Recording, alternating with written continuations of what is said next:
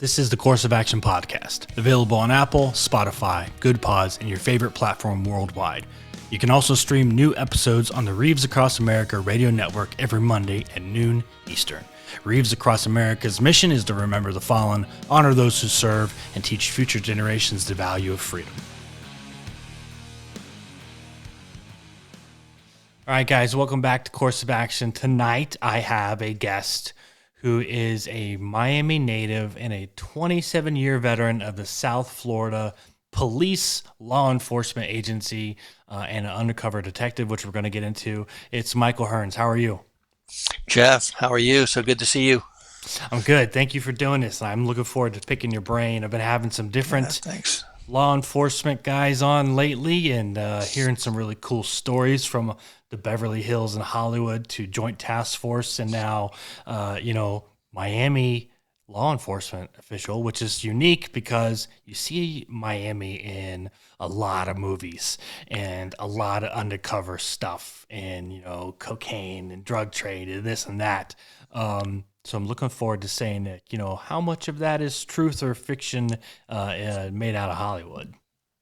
Yeah, there's a lot of mystique about Miami, and it truthfully is a dropping off point for the U.S. And we used to jokingly say that we invent crime in Miami and that we should probably trademark it the way we do it.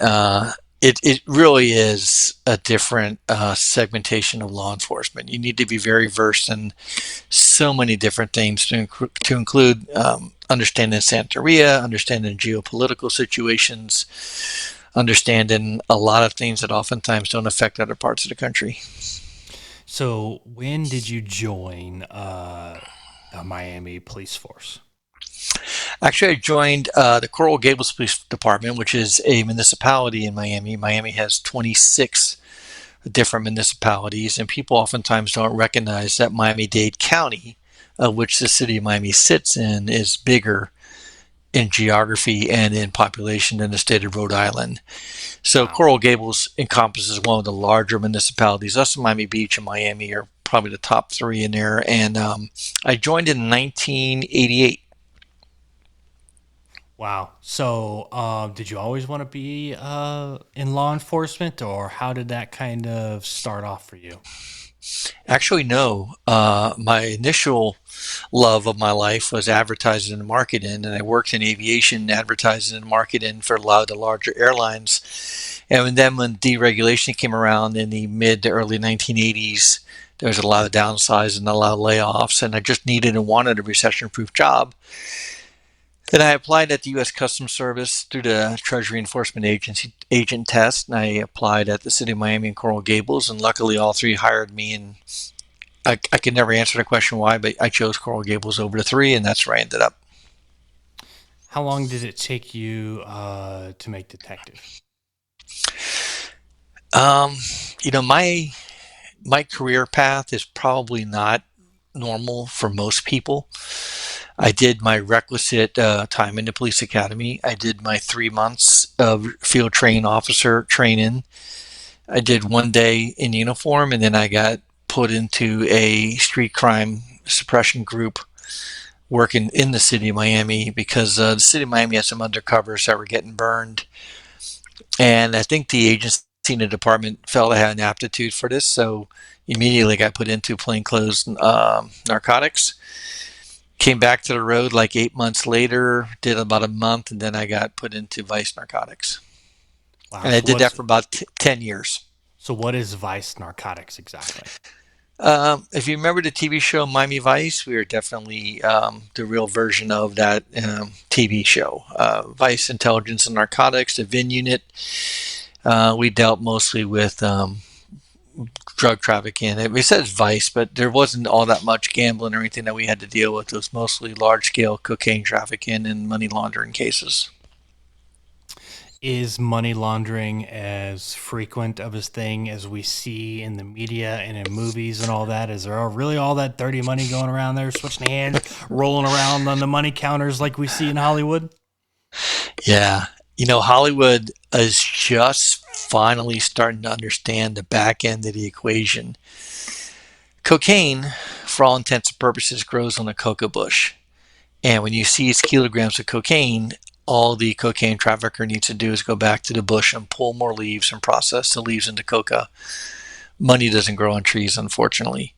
And the reason why people oftentimes get killed for cocaine is not because cocaine is valuable, it's because the money it generates is valued.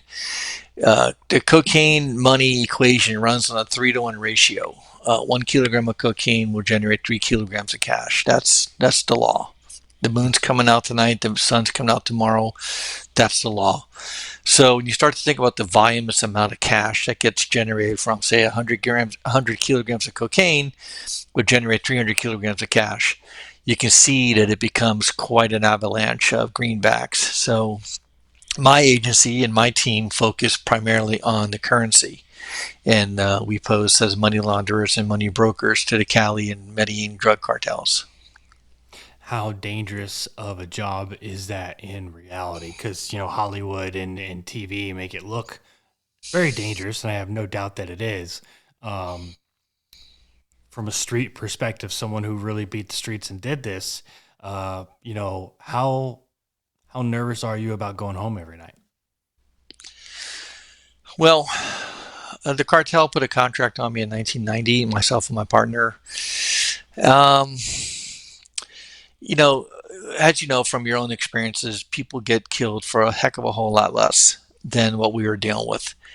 And the currency is the end game. It's the reason why there's corruption, the reason why there's transportation, there's cultivation, there's bribery, there's sales. It's all to generate income. And when you intercede or intercept on the currency side of the equation, you negate all of that. So it was a classic case of like it being extremely dangerous, but not fully understanding the danger because you're in the middle of it. It's when you get out of it and you look back at it, it's kind of like standing in the eye of a hurricane. The eye of a hurricane is very calm. It's everything that swirls around it. And when you come out of that lifestyle and you look back at it, you're like, hey, man, what was I thinking? I can only imagine um, going through some of the stuff you had to go through and playing your cards just right, knowing there's these guys out there, they're criminals, they have no intention of doing good things. And would they take my life in an instant, like in order to protect theirs? It's very much like that being in the military, when you're at war, because, you know that these guys do not like you. But you're in their backyard, you know what I mean? Whereas you're on your home turf. I mean, you lived there in Miami-Dade County, right? And I mean, you're right there at home. Yeah. The ideology of war is that, you go into that equation understanding what your role clearly defined is. And in our situation, you're dealing with the product that everyone desires and you're taking it from them. Therefore, you're putting them at risk and you're putting them in jeopardy. So they would have there's no allegiance or loyalty or you're my brother in the drug world. Um, there is none. Uh, Country boundaries are just dotted lines on a map. Everything is geopolitical, everything flows, everything's transnational. And when you take the money, you upset a lot of people. And Sure. it's not a pleasant thing. I mean, it wasn't unpleasant for us who were seizing currency, but for those who we seized currency from, some of them met a very untimely demise. Tell me about that contract that was put on you by the cartel. Or tell me what you can. Well, what I can tell you is that in 1990, myself and my team seized $26 million from the Medellin cartel. And the Coral Gables Police Department was the agency of record. So the cartel pretty much assumed that there were Coral Gables people attached to this case. So it wasn't so much I'm going to go get Jeff. It was more of a case of those guys from the Gables, those two guys that are part of this drug task force. We're going to put something on them. And it wasn't like it came to us kind of through the U.S. Attorney's office. It was like, hey, we got this information. What do you want to do about it? We just were like, we're in full go mode. Nothing's really going to change. We've already made this huge seizure. We're on to other cases now. Let's just run with it, see how it goes. So, who else did you work with during your career? Because I see that you're a certified DEA instructor. Did you work with a lot of federal agencies? I mean, considering the Uh, location you're at, and being that close to, the sea and international waters and all that, who else did you really have interactions with? I, I couldn't name them all. The major players that I saw on a day to day basis were the DEA, U.S. Customs Service, occasionally the IRS. They didn't play really nice with everybody. They don't, do they? But no, but I mean, the Royal Bahamian Police, New York State Police, New York City Police, Argentine Federal Police, Mexican Police, Houston, Texas, Los Angeles, RNSP in Los Angeles. I mean, really, I worked with a lot of people, but mostly it was U.S. Customs and DEA, and we were actually we started out as the United States Customs Task Force, and then over a couple of years we morphed into a DEA task force. Hmm. What's one of the craziest things that happened to you in your career working narcotics?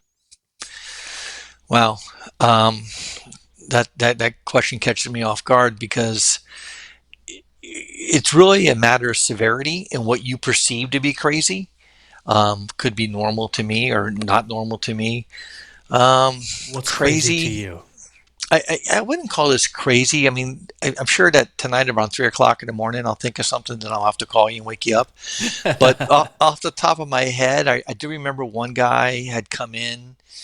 We had been watching him, and he had come up on our, in our travels. We'd come across him, and but we were so busy working other cases, we couldn't really devote a lot of time to him. We knew he was moving currency through Miami, and he came into the office one day and he said, I want to be an informant for the United States Customs Service. So myself and the customs agent sat down with him, and he began to tell us all the things he can do for us and what the percentage would be for every seizure we made, what we need to pay him, and everything else. And we listened very politely to him, and then we told him, after about 45 minutes of him talking, hey man, you live here, you drive this car, your kids go to school here, your wife goes here. And he was like stunned. And what had happened was he was moving currency for two different drug factions.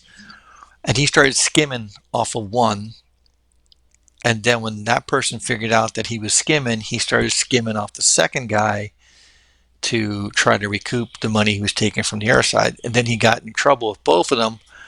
So he thought he would come to us. He would give us some very low level bottom feeders, make some commissions off of us, and then he would be able to pay off both of those two guys and be in good stead. But when we told him we wouldn't play with him, he really didn't have a card left in the deck to play. And then about 4 weeks later, he had got a bad case of window cancer, and he fell out of an 8-story Bogota hotel room and died. So he fell, huh? That's the He fell. oh man. So that leads me into kind of another question, which I think you sort of kind of just answered. Are these cartels as dangerous and violent and ruthless as we hear the stories about? Absolutely. Really? Absolutely. Absolutely. You have to recognize that there's so much money coming in and there's so much control over different transit routes, distribution channels, warehouses, stash houses, businesses, legitimate businesses being created from this currency. So this currency can destabilize other currencies in smaller nations and help swing economic growth or economic, stymie economic um, growth in that country. They can sway political campaigns. So these people become very powerful. They become very bold and empowered, and they can own after a while as they start to buy and bribe judges and juries and attorneys and police chiefs and things. They become even more powerful, and the sky is the limit.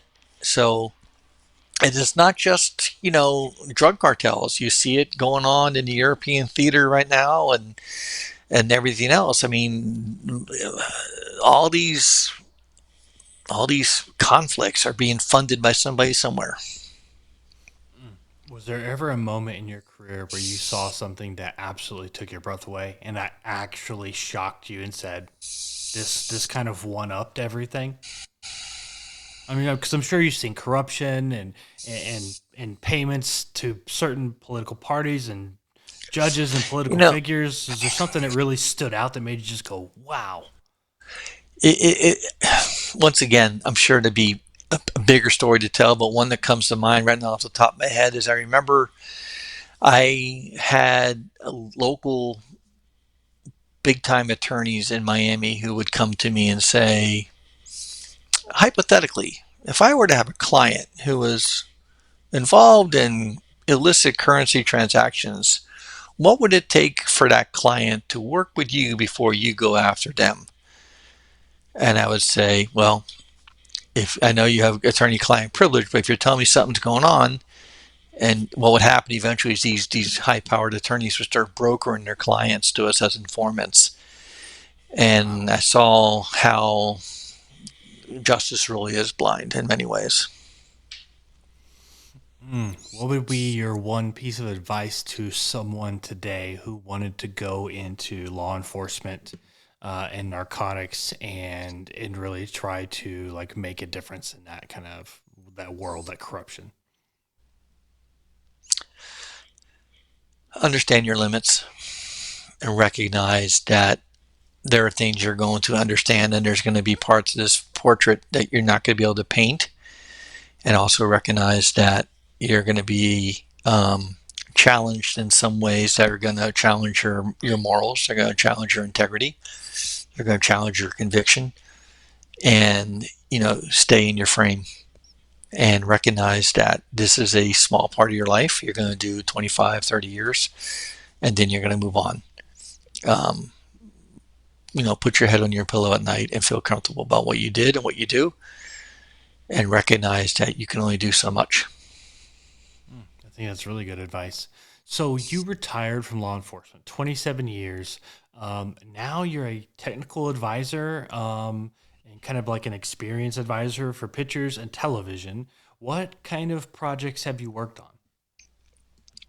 Yeah, as a technical advisor, I worked on some projects for NBC, A&E, some independent films. What a technical advisor often does is they work with the director, they work with the actors, they work with sometimes the stunt coordinator, definitely the director of photography, and they try to help the script, the plot, the actors to come across as realistic as they can. Um, Sometimes on the fly, directors or actors will ask you, "Would I really say it like this?" And you go, "No, no, you wouldn't. You would say it like this," and then they change the script right then and there.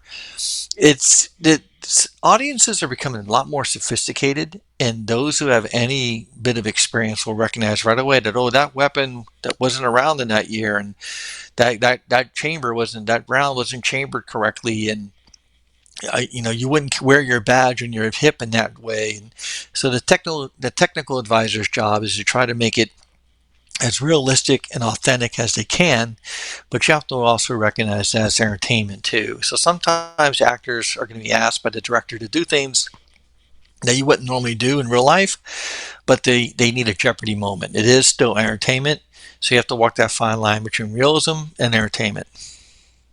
Any specific projects that you've worked on that we might be familiar with? We've seen on streaming services or anything? On streaming services, I worked on the 11 on A&E. I also worked on a NBC Universal TV show called Gone about an FBI task force that looks for missing people.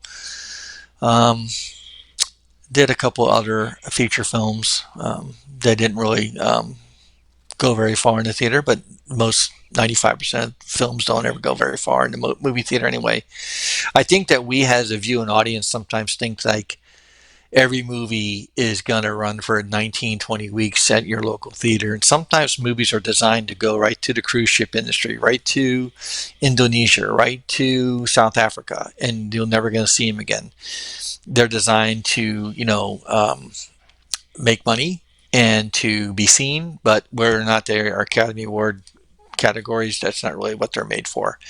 So those are the things that I've worked on so far.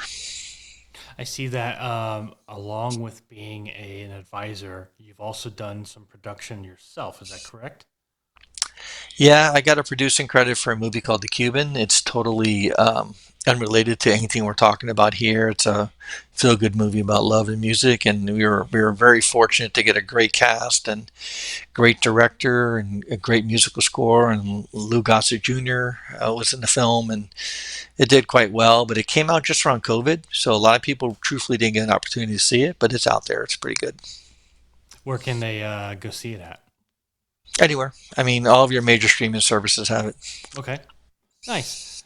So when you retired, you started going into entertainment essentially. But the biggest part of this kind of after retirement thing has been books, and you converted over to a fiction author, and you have these Cade Taylor novels. Um, Tell us a little bit about Cade Taylor, and then we'll get into the newest book. Yeah, I had a lot of people tell me for years that I should write a book, and I should write a book, I should write a book. And I didn't really want to do a tell-all, and I really didn't want to, you know, do that whole, and that's when Johnny pulled a gun and killed a guy. I didn't want to do that. That just wasn't where I wanted to be. Yeah. So I created a fictional character named Cade Taylor. He's a vice intelligence narcotic detective in Miami, much like I was. And Cade is fictional, but the thing about my book series, the Cade Taylor book series, is that everything in the books is authentic. The restaurants they go to, the streets they drive on, the places they go are very authentic. And there's a lot of research that's done when they go into a restaurant and order something. It's not just like, oh, they ordered such and such a meal. I truthfully research the menu and find an entree from the menu. I check title charts. If I say there was a Miami Dolphin game playing that day, there really was one playing that day. So it's almost as if, and the books are written in first person, so it's almost as if you're with Cade Taylor Okay. as he's going through these cases. And there isn't a situation where Cade works one day and then 6 weeks later the case picks up again. You go to bed with him, you wake up with him, and you go through this entire ordeal with him from start to finish. I think that we both understand now, Jeff. We both understand that that today's audiences and today's readers are much more engrossed, are much more engaged in their content. And if I said, well, Jeff and I went to Chicago and we found this great steakhouse, and then, Jeff ordered a steak, and I had, no, well, why was it so great? Why were you in Chicago? How did you get there? What happened? And the audiences want that. So I write, since I worked in cinema, I write from a cinematic point of view and very descriptive. And Miami, where these books are set, is almost as big a character as Cade Taylor is himself, because everywhere he goes, everything he does is 100% authentic and real. There's no Maple Street, Elm Street, Turn Down, Yeah. Spruce Street. These are real streets. These are real buildings he walks into. And Miami, like New York City, like Los Angeles, like Chicago, you may not live there, but you've at least traveled there. And this helps to elicit some memory and some understanding of where you've been or an area that you know. Did you always write in the first person, or how did you kind of get started in writing, and how did you settle on first person? That's a very good question. I don't know.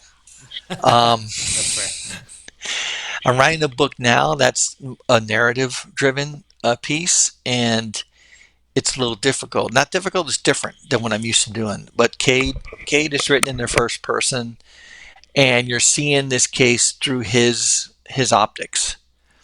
And once again, because it's the first person, many readers feel like they're right next to him as he goes through this. And the thing about these Cade Taylor books is that I'm bringing a sense of law enforcement and police procedural work that many people don't know about or see. So it's almost like as if while you were living your life, while you're at the traffic light waiting for the red light to change, Cade's in the car next to you and he has a world of trouble going on. You just don't know it. It's as if while you're living your life, all this craziness is going on. You're just not aware of it. Now you're being brought into it. That's cool because I think a lot of times we assume when we see a police officer out on patrol driving down the road, oh, he's just out driving around patrolling, you know, looking for trouble potentially, and we don't really know what's going on in his mind. What's squawking on the radio? What's going on in the cab of that car, or what he just came from, or he or she came from? So I think that's interesting because I think the general public we assume when we see a police officer driving down the road, they're just out driving around because that's part of patrolling. And we don't think about that deeper context of where they just came from or what they have going on right now, what they're thinking. Because is in your experience, being in a car, you're going from A to B. You're probably thinking of a million different things, and like you said, Cade Taylor's got a bunch of chaos going on. How do you bring that kind of to real life from your experience to kind of fill that gap so that when the reader reads it, like if I read it, I go, oh my gosh, I never even thought that, I'm at a red light, I'm waiting to get home, and he's waiting to do X, Y, and Z. Yeah, I think that the magic elixir to bring that all together is to bring the reader into an engagement with Cade and also bring the reader into an understanding that there's a whole aspect, a whole genre of law enforcement that you're just not exposed to. I mean, 15, 20 minutes earlier into the conversation, you asked me about, how is money portrayed in Hollywood stuff. And like I said, Hollywood's just catching up. This is a whole part of the equation that people don't really understand. And this is what Cade's dealing with. Cade's dealing with large cocaine cases. He's dealing with large money laundering cases. He's dealing with informants, nefarious people, uh, corruption, and he has to wade through all of this. And his whole life is kind of a morass. And starting with the first book, which the debut novel was called Trust No One, on to four more novels, we see Cade evolve a little bit in the sense that these four novels take place in the course of 1 year. I mean, he's having one heck of a year. Wow. And we see him kind of morph along, but yet the elements of what he does, the synergy of what he's dealing with never changes. The toys in the toy box always stay the same. He's just dealing with them differently each and every book. How important is character arc over several books? Because like I'm working with my editor now, that was one of the biggest questions that he asked me was, where do you want to see your character go over the next couple of books? What do they want? What do they need? And what are you going to give them? How important is character arc for you? It's important in the sense that your reader doesn't want to be stuck in some sort of time limbo. But, the arc can't be like incredible revelation. He can't go from 0 to 60. It has to be an incremental change. And the reader wants to see him evolve, but the reader also has to recognize that trajectory is not always upward. Yes. Sometimes trajectory is downward. So in Cade Taylor's case, we start off in Trust No One, and he is besieged emotionally at the bottom of his well over acrimonious divorce, and now he's got this crazy environment where a lot of his drug informants are being killed, and he's dealing with all of this. And then as we move along, we see that the divorce still hurts, but it's not the focal point of what's always on his mind. He's evolving a little bit throughout the four books, but he's still holding on to the things that make him what he is, and that's what sets him apart from what else is going on around him. Is he has a very good sense of who he is. He's a little sardonic. He's got a good wit. He's very street smart, and he learns to play this game well. Now, When people go to police academy, they learn the elements of burglary. They learn how to make a traffic stop. They learn how to fill out a lost property receipt. No one teaches you how to be a drug trafficker or a money launderer. So Cade has had to, pioneer his way through this new persona. For in this case, he's been doing it for 9 years, and he's very good at it. But it comes with a toll, and you see the marks upon him. I mean, fairy tales will often say to you, "Oh, I want a knight in shining armor." That's not the knight you want. He's not battle tested. You want the guy or the woman who's got chinks in their armor, got a couple dents and some scrapes because they've been in the fray. And this is where Cade Taylor steps in. He's been in the fray, but he maintains his sense of his core values and his sense of right and wrong. So the first book was Trust No One. The second book Yes. was Grasping Smoke. Yes. The third is One More Move, and the newest one, which is out already or coming out, Came out last week. came out Choices and last week. Chances. So here in February, Choices and Chances, the fourth Cade Taylor novel. Tell me, you can spoiler it if you want to. So we'll just say spoiler alert, but tell us a little bit about Choices and Chances. Well, I'm not going to spoil it. I'll just say that in Choices and Chances, every one of these four books can stand alone. Um, it's ideal if you read them in order because you'll see the little nuances that go through each book. There's a thread that runs through all four of them. Supporting characters pretty much stay in all four books. In the latest Cade Taylor novel, Choices and Chances, Cade is dragged into a pretty grisly homicide and has to try to help homicide detective solve this case, all at the same time dealing with an interfering federal agent who is getting in the way of him and jeopardizing his relationship with the DEA and with his own police department. Mm. So, where is Cade Taylor going in the future? What's the future plans? And do you have any other writing plans? Yeah, I think I'll never finish with Cade Taylor, but I've already started another book that involves a detective in Los Angeles.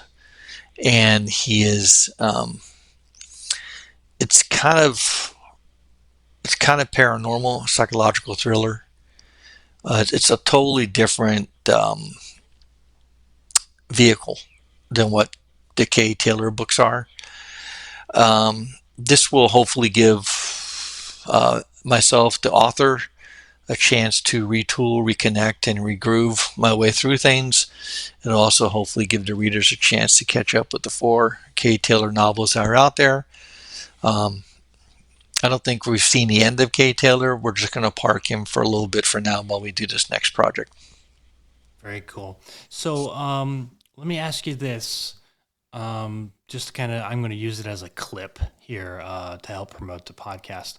What was your first big bust like as a narcotics detective? I think their first big bust was the seizure of $24 million. I think in today's world, we hear about professional athletes being signed for large contracts, and we've kind of come numb to a figure like that. But when you actually see it, physically see it, it's daunting. It's as one of the local newscasters said when they reported the case, it's vulgar. She said it's a vulgar amount of money. Um, it's almost incomprehensible to myself, the average person, when you see it in its totality laid out in front of you. So 24 million in cash laying on Cash. probably multiple tables. Uh, Yeah, it filled up the U.S. Customs Service did a press release with the DEA, and it filled up an entire width of a large hotel ballroom. Uh, wow. table to table to table to table, just stacked and like that. And then in smaller cases, I think one of the funny things was we seized $6.8 million one time. And at the time, Nicholas Brady was the U.S. Treasurer. of the United States, and he was in Miami. So the politicians, the bigwigs, the law enforcement agencies, they grabbed him and said, "You got to come see this." So they drove him out to the scene, and I'm standing there, and in comes the U.S. Treasurer, and he's looking at the $6.8 million. He's looking at it all. And I'm like, your signature's on one of these bills somewhere, It's like, yeah. So that's a little bit of an irony there, yeah. That is So, irony, and it's funny because you sit there and go, "Golly, am I part of the problem?" And the answer is, "Well, you're a politician, so probably." yeah, yeah. But That's the other thing also, when it comes to dealing in these large cases, you often do ask yourself, are you part of the problem or are you part of the solution? well, like the military, I'm sure there's politics. You Well, start to deal with that at some point in time, regardless of how hard you try not to. in the first couple chapters of the book, One More Move with Cade Taylor, he's sitting in a car and he's recognizing that he's going to walk in to meet these guys to purchase some kilograms of cocaine with currency that was seized. And he's saying to himself, if we didn't seize this money and take it out of our property room, we wouldn't have the money to buy the cocaine, and then the cocaine wouldn't be sold. He goes, we're kind of like perpetuating a cycle ourselves. We're kind of self-generating this situation, and he's kind of having a moral moment where he's wondering, like, am I part of the solution or am I part of the problem? Mm. Is that and that's a did you draw from real experience for that? All four books, you see me doing this a lot because above me are all the framed large Yeah. uh, book covers. All four books are, they're life and art imitate each other a lot. And I get the few people who know me who read the books will say to me, "Hey, I'm reading your book, and I'm on page 119," and I'll go, "Oh, okay. Oh, I'm on 119." I go, I don't know what that means. You got to tell me what's happening. Oh, okay. All right. You just did this and you just did that. And I'll go, it's not me. It's Cade Taylor. And they go, nah, I know, but it's you. So I get a lot of that coalesce of how much is you and how much is Cade Taylor. And I get asked that quite a lot. And, I'm going to pull the old Robin Masters on that one and just let you decide for yourself. Yeah, I think that's the fun part about it is when, especially like a lot of these authors in the military fiction, thriller, law enforcement genre, who have these backgrounds like what you do, and like Jack Carr is a Navy SEAL, and you kind of go, where does the character stop and the author start? And it's just kind of fun to kind of fictionalize and kind of understand what that is. I think it's cool because it's cool when life does imitate art because it kind of puts it in perspective. Like, well, maybe it isn't so close to fiction. Maybe these things really did happen to Michael while he was on. He was on duty during his career, and it kind of makes you go, the world is a lot more dangerous and sketchy and bigger than we thought it was.